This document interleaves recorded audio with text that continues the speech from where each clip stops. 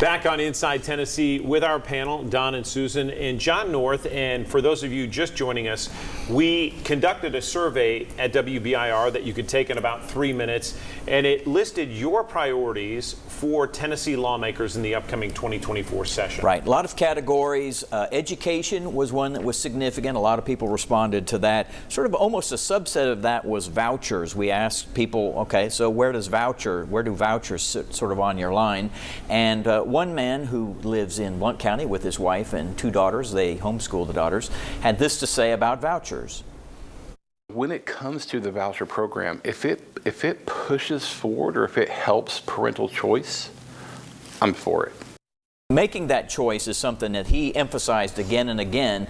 And we actually, I don't know about you guys, but after we had Speaker Sexton on here last week, I heard a lot of feedback from people who I learned more about what the governor wants to do, Governor Bill Lee, what he wants to do from watching your show in terms of the choice aspect. Now, there are still people who oppose it. And for our viewers who aren't familiar with vouchers, it's worth reiterating what is in the governor's proposal. John, just lay it out quickly for us. So essentially what it would do is provide a stream of income. I think he said a separate account, kind of what he was thinking. This is not coming from the school systems, separate public money, which would be going, I believe he said, directly to the educator.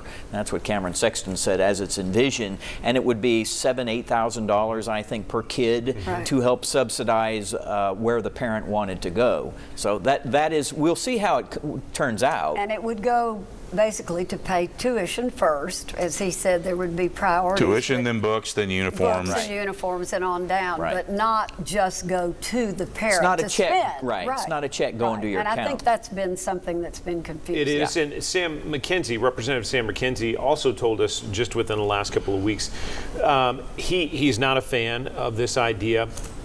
But also he said he looked at the top 10 schools around the Knoxville community, and that $7,000 to $8,000 wouldn't cover 9 of them at least. Don, You're talking about private schools. Yes, private schools. I want to get to the language with this because vouchers, school choice, we're going to hear education savings. A lot, ESAs, right? Yes, we're going to hear a lot of this throughout all of this session. Explain what your perspective is on the program and the process. Well, I think it's very confusing to the average citizen. You know, what do I get? Do I get the money? What if I want to homeschool my child? What happens to that money? What if it's not enough to cover private school? Is there another subsidy? Is this going to take away from my 2 children that I'm going to leave in the public system, but the 1 child that might need a special educational environment in a private school? I went through that with my brother. My parents felt like was going to do better in a private school, and I was able to stay in the public system. So it's very confusing when you talk about an educational savings account, which would go to the parent, versus a voucher, which would go to a school that's, I assume, certified, but that's a concern. This was the one question, though, that I think we saw the most disparate range between the 4 people that I was able to look at, that we're looking at today, where someone was very much against it, very pro-public school system, and this gentleman who, while he wasn't completely for it, he was certainly the most for it, and he understood some of the problems. Just what I've always said is I'm just worried about the potential for fraud and waste. I think is going to be immense under the voucher system, no matter how it's done, and I just don't know that we're going to educate.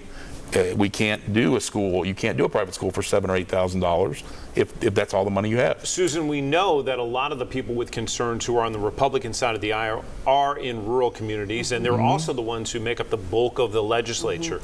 When you look at this today, what's your prognosis? Well, I asked the Speaker about that, because in the past there have been a lot of negative from the rural areas because they don't have private schools by and large. So their attitude is, why would I be for this? It doesn't impact, or they think they have good public schools as well. But look, I feel about this that if one child is benefited and impacted and their life is better, then why not do it? But if one child is benefited and 10 others are hurt. But I don't think they will be hurt. The way Cameron was talking about what the governor's proposal is, it goes to the school to pay for tuition or books, or it doesn't go to the parents who you were concerned that this would be. No, I rife believe with people are fraud. going to charter schools and are going to be fraudulent in the charter of those schools. They're going to take the money and are not going to properly educate those kids. Well, that's not happening in all the other states. It is happening in the other Florida states. is the #1 school in the state in the country for education. They rank #1, and they have had a voucher system there. And they have it's working. fraud within their voucher system.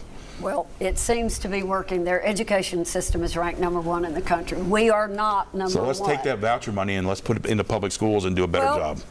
Public schools have gotten a lot of money in the last several years. Cameron Sexton, the speaker, mentioned that last week on the show. They've been given $3 or $4 billion more in the last couple of years than any time in the past. And we rank in the lowest 20th percentile in teacher pay.